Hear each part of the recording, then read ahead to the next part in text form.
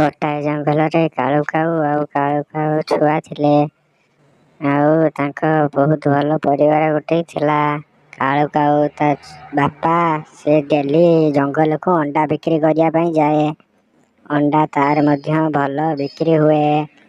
ता पाखरु अंडा जंगल रु चढ़ई माने नहीं खाती। बहुत तांको भल लागे।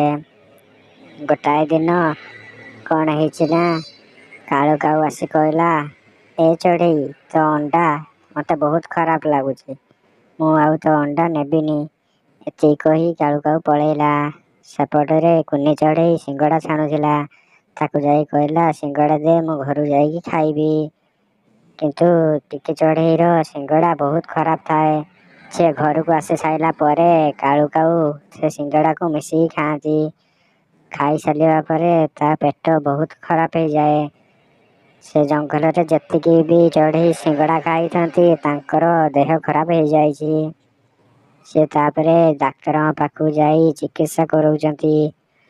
डाक्टर कल कहउचंती कि तमे आउ से सिंगड़ा खाइबनी। खाइबा द्वारा तम मानकर पेट खराब हो जाउची। तापरे कालू खाउथिबारु से आसी कहउची डाक्टर अंकल मो पेट बहुत खराब हो जाईची। मते जत्ते शीघ्र पारुचंती भल कर दियंतु। सेपटरे कुनी चढ़ई तार सिंगड़ा बेपार बंद न करिबारु ताकू किछिटा चढ़ई आसी मना कले। ए चढ़ई तू आउ आम जंगल रे सिंगड़ा बिकुना।